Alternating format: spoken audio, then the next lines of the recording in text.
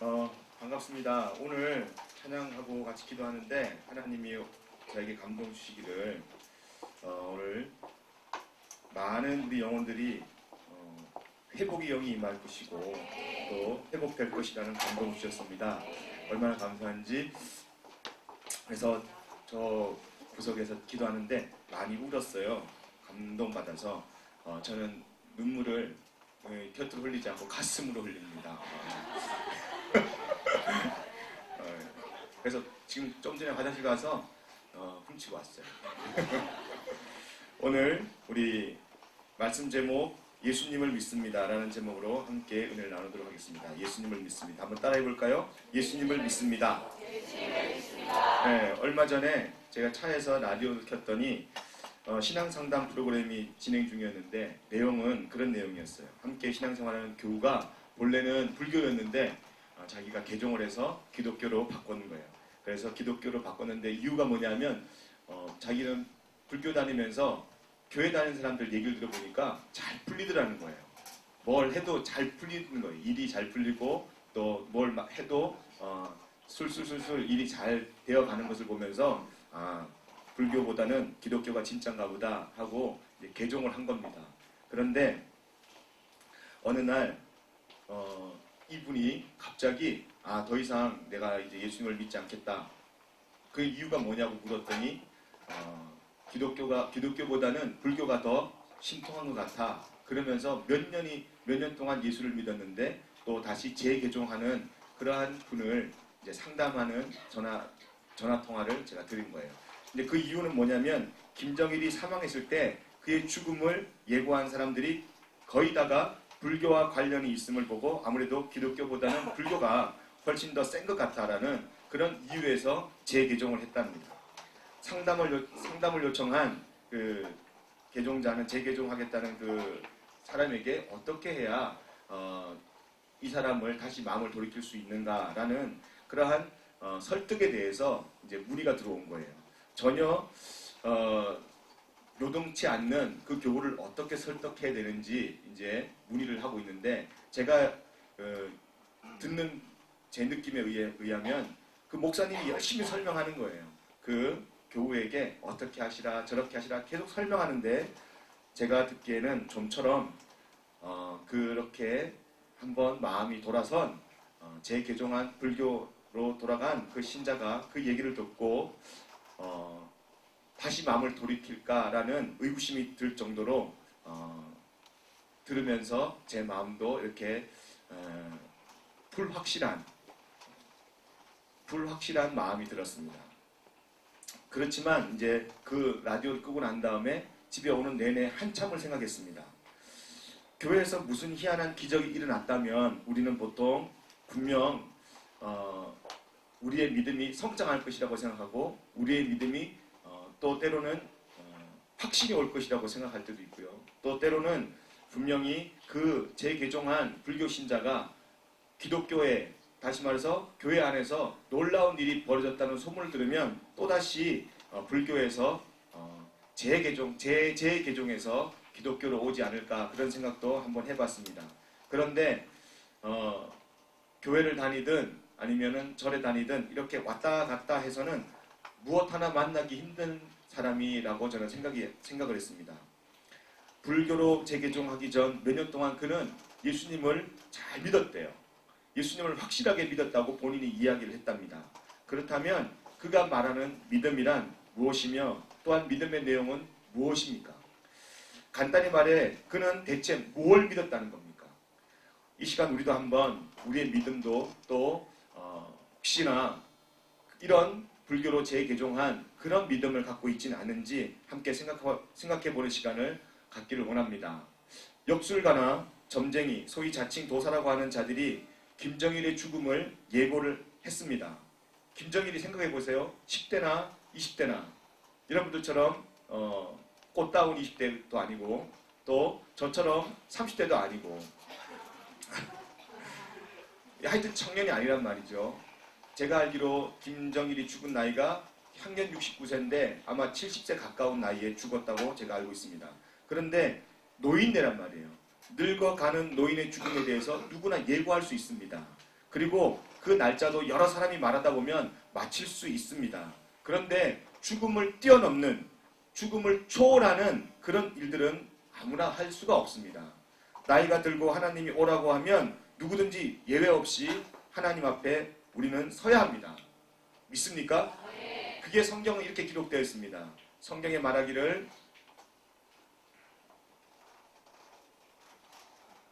이게 수신이 안 잡히나 본데.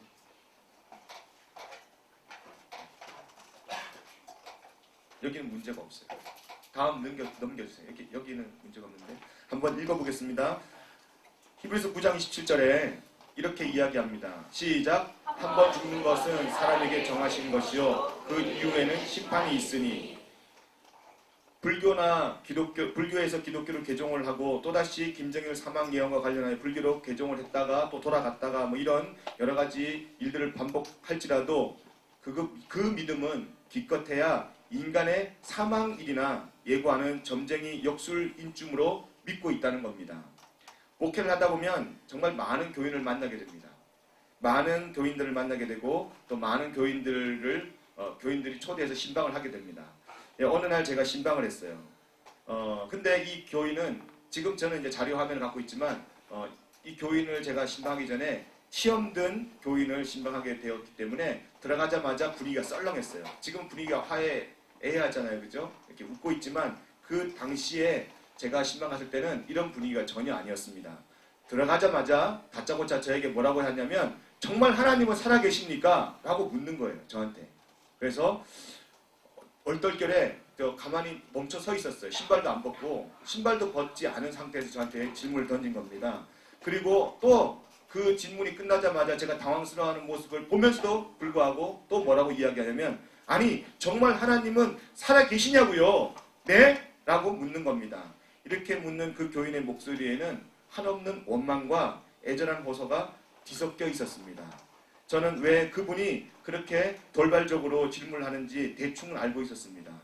신방 스케줄은 이제 미리 일주일 전에 잡히고 그리고 신방 가는 과정의 정보를 신방 전사님이 꼼꼼하게 다 정리해서 사전에 알려주기 때문에 저는 그 사정을 미리 알고 있었습니다. 그리고 신방하는 당일날은 1시간 전에 그 신방 받는 가정들을 위해서 기도하고 출발하기 때문에 마음의 준비도 하고 갑니다.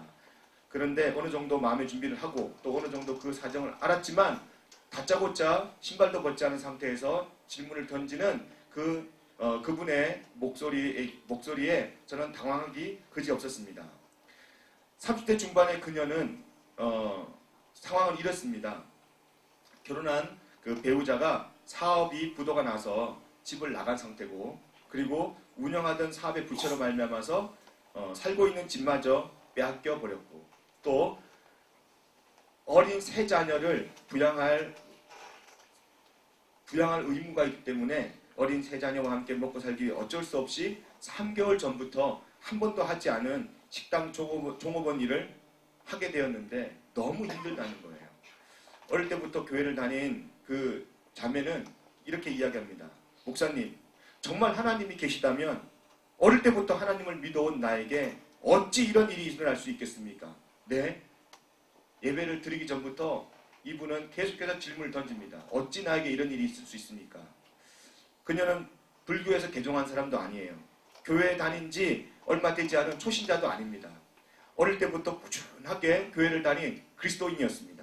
그런데 남편이 사업에 실패하고 부도가 나고 살던 집을 빼앗겼고 또 하나님을 믿을 세 자녀를 부양하기 위해서 어려운 그런 중노동인 그런 식당 종업원으로 일을 하는 데 있어서 그런 어려움 때문에 하나님을 믿을 수 없다면 그녀가 지난 30여 년간 믿었던 것은 대체 무엇이며 또한 그녀에게 하나님은 어떤 분입니까? 그녀에게 하나님이란 한낱 인간의 재산을 지켜주시는 부적이나 수호신 정도에 지나지 않았다는 말이 아닙니까? 오늘 본문에 의하면 주님께서는 지금 세례 요한에게 처음으로 세례 주던 곳, 다시 말해서 주님께서 공생애를 시작하는 그 장소에 지금 다시 찾아가신 겁니다. 바로 그곳에서 오늘 본문 42절이 기록되었습니다. 한번 볼까요? 42절 시작. 지금 여기 보니까 세례 요한이 세례를 준 장소, 다시 말해서 요단강, 거기에서 많은 사람들이 예수를 믿게 된 겁니다. 한두 사람이 아니라 예수를 많은 사람이 믿게 되었습니다. 그곳에서 많은 사람들이 예수를 믿고 또한 믿게 되었는데, 그때 당시에 이 사람들의 믿음은 무엇을 기준으로 또 어디에 기초한 믿음을 가지고 있었겠습니까? 이 사람들의 믿음이 역술가로 인해서 교회를 버리고 또 사업이 부도나고 빼앗긴 재산과 생고로 힘들다는 이유로 하나님의 존재마저도 의심하는 자들의 믿음과 본질적인 차이가 있었던 것은 저는 아니라고 봅니다.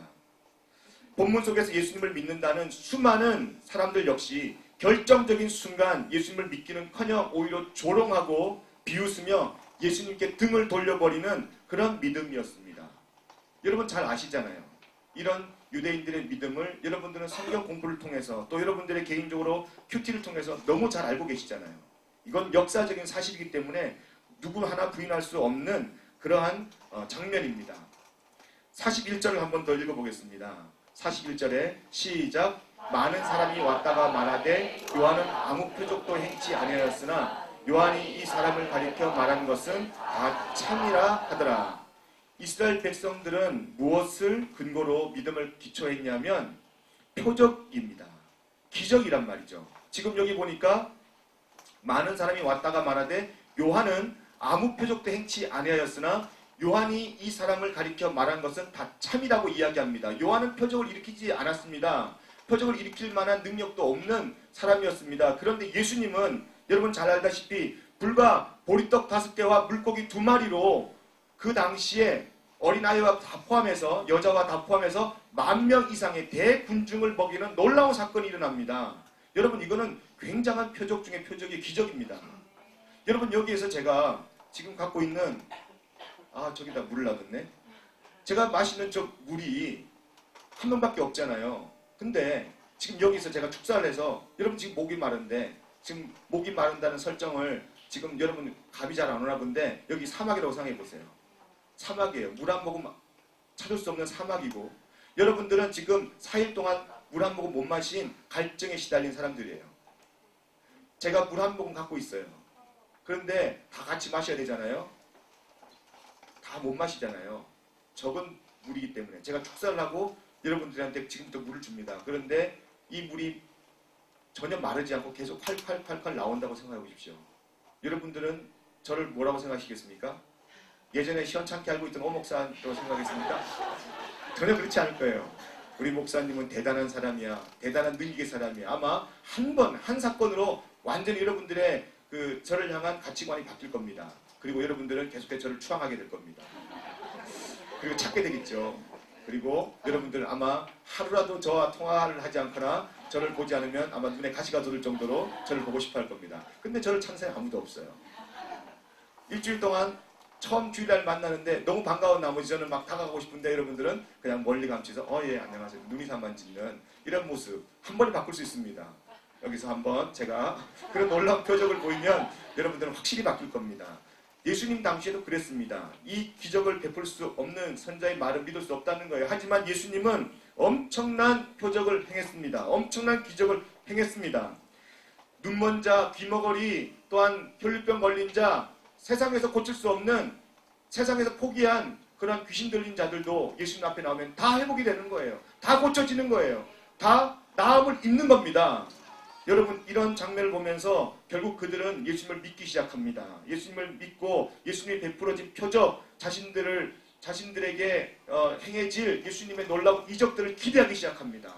그리고 그들은 여전히 지금 말씀드린 재개종한 불교 신자처럼 또 자신의 남편이 부도가 나서 집을 나가고 그리고 부채 때문에 집이 빼앗기고 새 자녀의 그런 생계 문제로 인하여서 한 번도 해보지 못한 그런 식당 운영을 하면서 엄청난 생고를 겪는, 그러면서 하나님이 없다고 이야기하는, 하나님 정말 살아계신지라는 이런 믿음에 관련된 질문을 던지는 이 여인과 진배 없이 지금 당시에 이 유대인들도 동일한 믿음의 그러한 척도로 예수님을 바라보고 있습니다.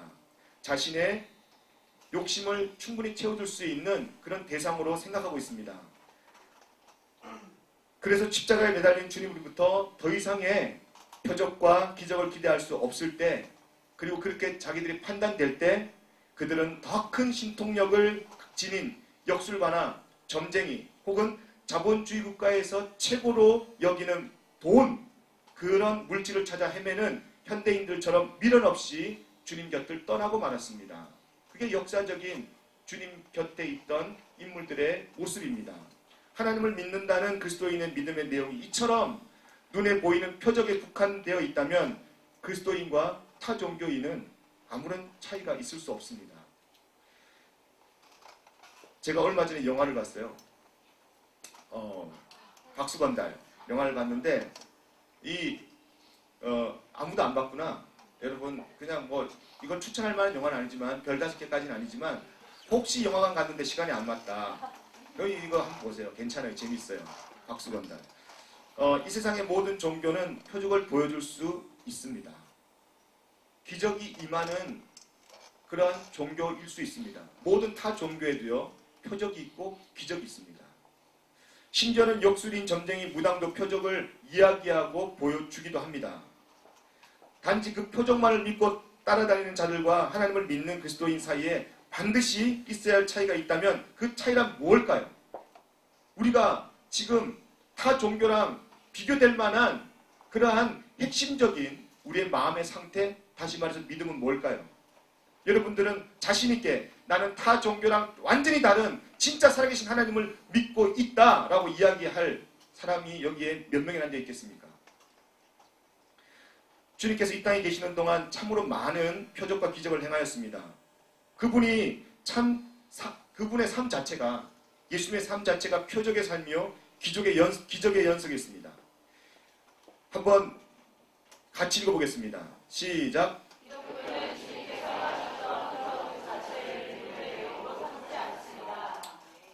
기독교는요, 주님께서 행하셨던 표적 그 자체를 우리의 믿음의 내용과 본질로 삼지 않습니다. 지난 2000년 동안 그리스도인들은 자신이 무엇을 믿고 있는지 또한 믿음의 내용을 밝히는 신앙 고백을 계속해 왔습니다. 오늘 우리가 암송하고 있는 사도신경 신앙 고백, 여러분 잘 아시죠? 신앙 고백 늘 하시잖아요. 신앙 고백 사도신경은 이렇게 시작합니다. 한번 볼까요? 한번 읽어보겠습니다. 전문이에요. 시작. 나는 전능하신 아버지 하나님 천지의 창조주를 믿습니다. 나는 그의 유일하신 아들 예수 그리스도를 믿습니다. 그는 성령으로 잉태되어 동정녀 마리아에게서 나시고. 그렇습니다. 지금 하나님께서 천지를 창조하신 것으로부터 시작해서 독생자이신 예수 그리스도께서 성령의 능력으로 동정녀의 몸에서 태어나신 것을 믿는다는 고백이 기독교의 고백이에요. 그런데 이 고백 다음에는 예수님의 삶이 분명히 이제 어필돼야 합니다. 그래야만 문장이 맞습니다. 왜냐하면 동정녀 마리아에게서 태어나시고 그 다음 뭐가 문장이 나오게 돼 있잖아요. 문장 자체가 그렇잖아요.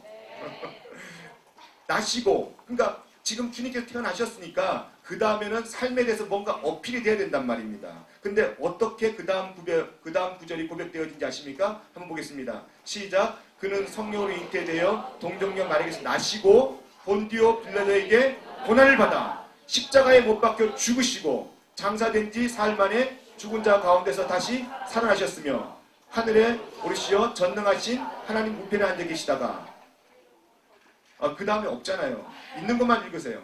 다 외웠구나. 사도신경의 핵심, 즉 그리스도인의 신앙의 핵심은 예수님께서 나의 죄를 대신 지시고 십자가 위에서 돌아가셨다는 것. 그러나 죽음으로 끝나는 것이 아니라 죽음을 깨뜨리고 부활하셨다는 것. 지금 그 성자 하나님은 여전히 살아계시다는 것. 바로 여기에 우리의 믿음의 기초가 있습니다.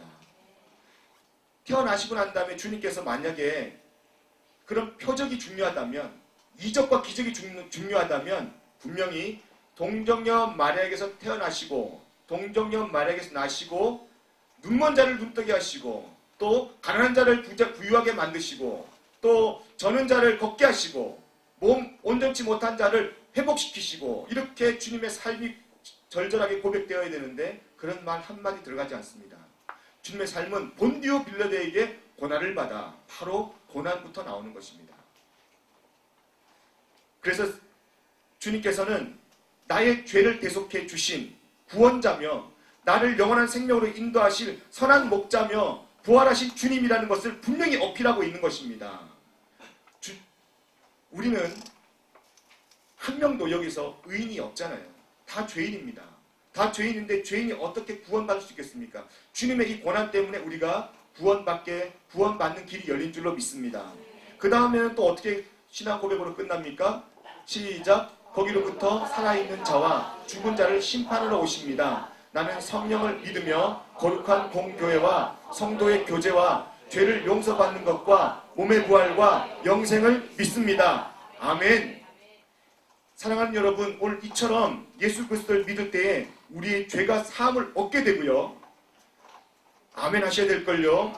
우리 죄 때문에 모든 질병과 모든 불행이 시작되기 때문에 우리의 죄가 사함받지 않으면 우리의 불행은 여전히 우리를 계속해서 쫓아다니게 되어 있습니다. 그런데 우리의 모든 불행의 원인인 죄를 주님께서 다 사해 주셨다는 것입니다. 우리의 육체가 비록 세상에서 흙으로 돌아갈지라도 반드시 그리스도인이라면 그리스도 안에서 부활하며 영원한 생명을 누리게 됨을 여러분들이 믿어야 될 줄로 믿습니다. 그리스도인이 추구해야 될 참된 믿음은 바로 이겁니다. 우리가 반드시 따라야 할 믿음은 바로 여기에 있어요. 우리의 믿음의 고백, 신앙의 고백, 사도신경이 우리의 믿음의 고백의 기초가 되어야 될 줄로 믿습니다. 그럼 이와 같은 믿음은 어떻게 해야 가질 수 있습니까? 당연히 그리스도인이라면 타 종교와 구별된 완전히 살아계신 하나님을 믿는 그런 믿음을 가져야 되는데 그 믿음을 통하여서 우리 삶이 아름답게 가꾸어져야 되는데 이런 믿음을 우리가 어떻게 해야 가질 수 있냐는 겁니다.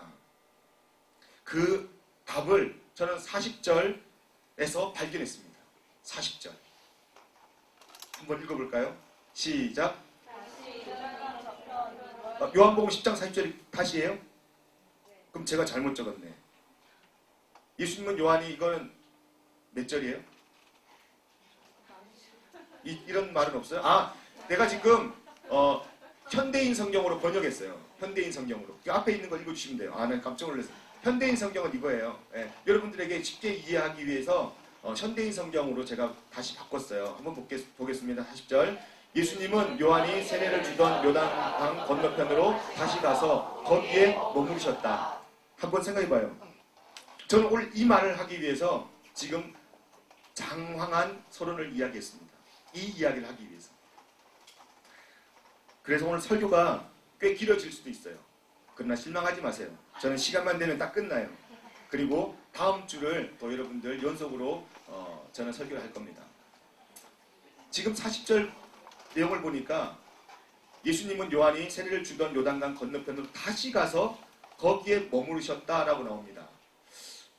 이게 무슨 우리 믿음에 대한 또 어떻게 우리가 타 종교랑 또 가짜 믿음을 진짜 믿음으로 바꿀 수 있는 해답이 여기에 있을까? 정말 궁금하시죠? 저도 설교를 하면서 일주일 내내 너무너무 답답했어요. 풀리지가 않는 거야. 설교자가 설교 내용이 풀리지 않으면 얼마나 답답한지 몰라요. 참 답답했어요. 오늘 제가 새벽 2시에 일어나서 그때부터 쓰기 시작했습니다. 너무 흥분돼가지고 막 쓰기 시작했는데 아내가 저를 바라보는 눈빛이 또 왜 저래? 오늘 너무너무 귀한 걸 깨달았어. 그러는데 아내는 굉장히 떨떠름한 표정으로 잘 준비하라는 그런 표정으로 저를 바라봤어요. 저는 이 말씀을 오늘 새벽에 다시 한 번 더 묵상하면서 예수님이 정말 우리에게 주시고자 하는 믿음이 뭘까? 그 답을 제 마음속에 감동으로 받기 시작했습니다. 여러분 잘 알다시피 요단강은 예수님이 세례를 받던 곳이에요. 이건 요즘에 찍은 그런 사진인데 당시엔 저런 건물도 없었겠죠. 여기서 요한이란 여러분 잘 알다시피 세례 요한을 말하는 거고요. 세례 요한이 처음으로 세례를 주던 곳이 요단강이에요. 그런데 그곳에서 주님께서 공생애를 시작합니다. 공생애를 시작하기 전에 세례 요한에게 세례를 받아요. 여러분 세례가 뭐예요? 세례는 죄 많은 사람이 이제는 내 인생을 주님의 물과 성령으로 거듭난 인생이 되어서 죄짓지 않는 예수님의 자녀의 권세를 가지고 살겠다는 신앙의 고백이 바로 세례예요. 죄 있는 사람이 받는 신앙의 고백이 바로 세례란 말입니다. 근데 주님 죄 있습니까? 없습니까? 없어요. 주님은 죄 없는 분이세요. 주님은 죄 없는 분이신데 그 죄 많은 인간 앞에 무릎을 꿇고 세례를 받아야만 했습니다. 왜 그랬을까요? 왜 주님께서 세례를 받으셨습니까? 그 이유는 단 한 가지예요. 정말 내가 십자가를 지기 위해서는 이렇게 처절하게 내려놓는 지존자이시고 온 우주의 왕이시고 온 천지를 만드신 하나님, 우리의 왕이신 그분이 모든 걸 내려놓는 그런 첫 번째 작업이 바로 세례받는 거였습니다. 주님의 자존감마저도, 주님의 그런 위대한 왕권마저도 포기하는 그러한 장소가 바로 요단강이었고요. 그 장소를 통하여서 주님은 공생애를 시작합니다. 여러분들이 혹시 오해할지 모르겠지만 저는 이번에 이 말씀을 묵상하면서요, 두 가지의 그림이 오버랩됐어요. 내가 왔다 갔다 하니까 뒤에 전사님이 힘드시는구나.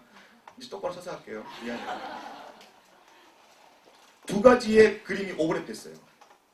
무슨 그림과 무슨 그림이냐면 겟세마네 장소에서 주님께서 십자가를 지기 위해서 땀방울이 핏방울로 변화되는 그런 고통의 자리와 지금 여기에 제가 보여드리겠습니다. 세례 받으신 후에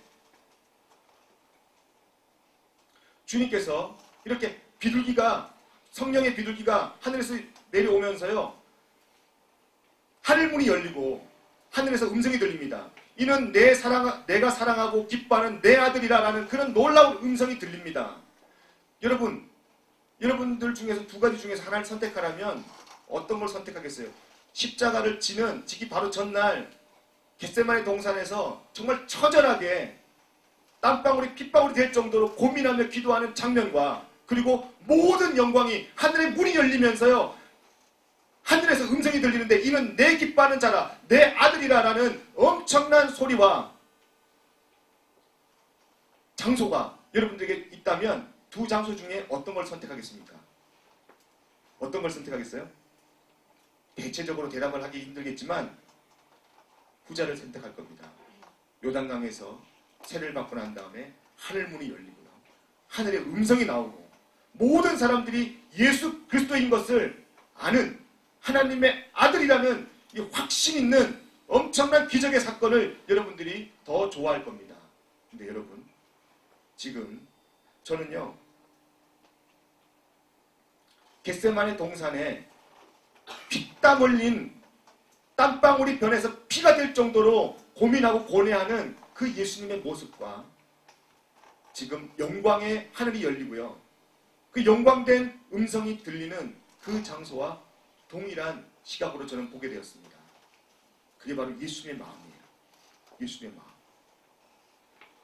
예수님이 이 사역을 감당하기 위해서요, 다시 말해서 우리 모든 인류를 구하기 위해서 인자가 온 것은 섬김을 받으려 한 것이 아니라 섬기러 왔고요, 모든 사람들에게 자신의 생명을 대성물로 내어주기 위해서 이 땅에 오셨다고 주님께서 말씀하십니다. 그런데 생각을 해보세요. 머릿속에 그 처절한 십자가의 길을 걷는 장면과 또 지금 주님이 요단강에서 받는 영광의 자리, 이 두 자리를 왔다 갔다 하면서 예수님 마음은 어떻겠습니까? 예수님 마음은 어떤 마음이었겠어요? 늘 주님께 그렇게 기도했을 겁니다. 주님, 내가 다시 주님께서 나에게 음성 들려주신 곳으로 갑니다. 요단강에서 주님께서 나를 사랑하는 아들이라 부르셨죠. 주님께서 나를 주님이 기뻐하는 자라고 부르셨죠. 그 음성 내가 기억하고 있습니다. 다시 내가 그 사명의 자리, 주님께서 말씀하신, 주님께서 응답 주신 그 자리로 갑니다. 그게 바로 요단강 자리예요. 그리고 여전히 그 주님은 하나님의 음성을 듣고요, 겟세마네 동산에서도 요동함 없이 아버지의 뜻을 이루어 드립니다. 42절 말씀을 보면 그 내용이 더 자세히 나와 있습니다. 한번 볼게요. 42절 말씀입니다. 42절, 40절. 두 번 나눠서 하려고 그러니까 이제 왔다 갔다 하는 거예요.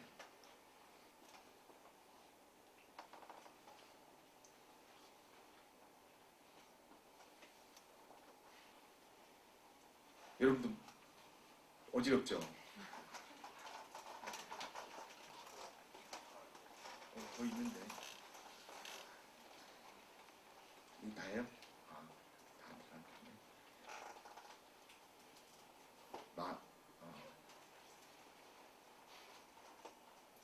많이 빠졌네요.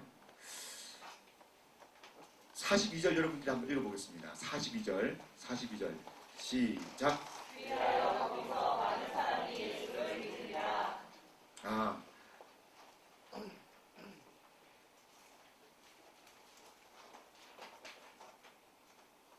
죄송해요.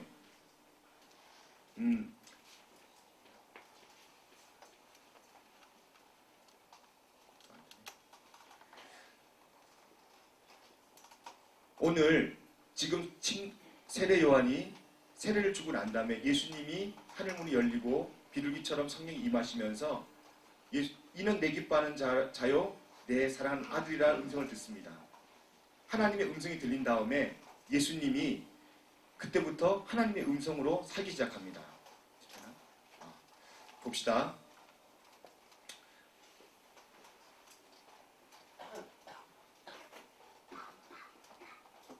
17절 말씀입니다. 이 사람은 시작. 이 사람은 내가 사랑하고 기뻐하는 내 아들이다 라는 음성이 들렸습니다. 그리고 난 다음에 요한복음 10장 27절 한번 같이 읽겠습니다. 주님께서 말씀하시는 말씀이에요. 10장 27절 시작. 내 양은 내 음성을 들으며 나는 그들을 알며 그들은 나를 따르느니라. 27절이에요. 이건 현대 성경입니다. 내 양은 내 음성을 알아듣고 나는 그들을 알며 그들은 나를 따른다. 지금 주님께서 하나님의 음성을 듣고 난 다음에 주님께서 늘 하시는 말씀이 우리에게 양들은 내 음성을 안다. 나를 안다는 겁니다. 주님은 하나님을 분명히 알았습니다. 그래서 하나님의 음성을 듣는 그 요단 강가에서 다시 한 번 더 사명이 이 많은 사람들이 예수를 믿을 때에 그 중심에 있는 믿음이 온전한 믿음이 아니고 예수님 십자가 달려 돌아가실 때에 등을 돌릴 사람들인지 주님은 다 아셨습니다. 그때 주님께서 마음이 어땠습니까? 억장이 무너지겠죠? 근데 그 억장이 무너질 때 어디로 갑니까? 다시 요단강으로 갑니다. 다시 요단강으로 가서 자신의 사명을 다시 한 번 더 확인합니다. 그리고 하나님의 음성을 듣고 하나님과 교제합니다. 오늘 제가 여기까지 말씀드리면서 여러분들에게 하고 싶은 말은 사랑하는 여러분, 여러분들의 사명을 감당할 때 언제 여러분들의 사명을 감당하겠다고 결단합니까? 은혜 받을 때, 그리고 성령이 임하여서 감동 올 때, 그리고 하나님의 말씀이 깨달아질 때, 마음속에 하나님의 은혜가 넘쳐날 때, 그때 여러분들이 마치 하나님이 하늘에서 이는 내 기뻐하는 자라. 하나님 감사합니다. 이는 내 사랑하는 아들이라. 이는 내 사랑하는 딸이라. 라는 그런 감동이 여러분들 마음속에 올 때 주님 이제 가겠습니다. 제가 주님의 길을 따라가겠습니다. 그렇게 결단하지 않습니까? 그런데 그 믿음이 온전한 믿음입니까? 그렇지 않아요. 환경과 또 때로는 여러분들 삶에 어려움이 닥쳐올 때 그런 믿음은 순식간에 변화되고 맙니다. 30년간 어릴 때부터 신앙생활했던 그 여인을 한번 보십시오. 남편이 떠나가고 집이 부도가 나고 살던 집도 빼앗기고 생활고에 지달리니까, 그리고 또 때로는 불교 개종한 사람을 보십시오. 더 신통하니까, 더 능력이 있어 보이니까 이렇게 불교로 재개종하는 사람을 한번 보십시오. 우리도 때로는 제가 예배를 드리면서 늘 가슴 아픈 게 뭔지 아십니까? 믿음의 자리에 여러분들이 있지 않을 때 제일 가슴이 아파요. 고민합니다. 리더로서. 왜 그럴까? 분명히 철학기도 때, 예배 때, 또 저들의 삶에 역사하는 하나님의 그런 감동이 올 때 저들이 반응을 했었는데 왜 저럴까? 왜 저럴까? 그리고 또 제 모습도 봅니다. 저도 신앙생활하면서 목사지만 믿음이 때로는 하나님이 가까이 계신 것 같기도 하고 때로는 멀리 계신 것 같기도 하는 그런 상황에 저도 처합니다. 근데 분명한 사실은 오늘 말씀을 깨달으면서 우리가 그런 연약한 믿음이 우리 속에 생겨날 때, 또한 하나님에 대한 불신이 우리 마음에 찾아올 때 우리가 어떻게 해야 됩니까? 예수님처럼 다시 요단강, 하나님의 음성이 들렸던, 하나님과 교제했던, 하나님이 인정해줬던 그 자리로 다시 찾아가는 겁니다. 그리고 여러분들 다시 하나님의 음성을 듣기를 바랍니다. 내 양은 내 음성을 듣는다고 하였습니다. 여러분, 하나님의 음성 듣는 것은 유별난 일이 아니더라고요. 특별한 일이 아닙니다. 지금 이 순간에도 하나님 여러분들에게 말씀하십니다. 근데 왜 안 들릴까요? 여러분, 하나님의 음성을 듣는 온전한 믿음을 소유하는 저와 여러분 되기를 예수님으로 축복합니다. 그럼 다음 주에는 어떻게 하나님의 음성을 듣는지에 대해서 설교하도록 하겠습니다. 오늘 이 시간 같이 기도할 때 하나님의 음성을 듣는, 또 참 믿음을 소유하는, 내가 은혜 받은 자리가 처음 은혜 받은 자리가 어디입니까? 내가 처음 하나님이 감동 주셔서 사명으로 살겠다고 결단한 자리가 어디입니까? 벌써 그 자리를 잃어버리고 그 사명을 망각하지는 않았습니까? 하나님의 그런 은혜를 받던 자리, 하나님의 그런 은혜가 넘쳐나던 자리, 또한 그 하나님의 신령한 것들을 내가 깨닫던 그런 자리들을 다시 찾아갑니다. 그건 장소가 아닙니다. 그곳은 어떤 특정한 곳이 아닙니다. 오늘 하나님 여러분 마음에 찾아와 주신다면 그 장소가 바로 이 장소가 될 줄로 믿습니다. 예수님이 찾아간 요단강, 그 장소가 바로 지금 여러분이 앉은 장소가 될 줄로 믿습니다. 자, 함께 기도할 때 하나님, 주님의 마음을 품게 하여 주옵소서. 주님께서 겟세마네 동산에서 기도하신 모습과 요단강에서의 시간을 보내신 그 모습은 동일한 사건입니다. 주님, 우리가 사명 감당할 때는 힘들고 또 은혜 받을 때는 즐겁고, 이거는 예수님이 우리에게 보여주신 믿음의 모습이 아닙니다. 하나님은 여전히 변하지 않는, 하나님은 회전하는 그림자도 없는 그런 분이신데 왜 우리가 십자가 질 때는 힘들어야 합니까? 그렇지 않습니다. 주님, 이 시간 온전한 믿음을 허락하여 주시옵소서. 나의 상황이 어렵다고 해서 주님이 살아계시지 않는 것이 아니라 여전히 주님은 살아계십니다. 주님, 이 시간 내 상황과 상관없이 주님을 신뢰할 수 있는 믿음을 허락하여 주시옵소서. 이 시간 함께 우리 마음을 다해서 기도하고, 또 이 시간에 찬양을 특별히 드리는데 하나님의 음성을 듣는 그런 자가 되게 해달라고 우리 찬양 드리면서 주님께 더 가까이 나가도록 하겠습니다.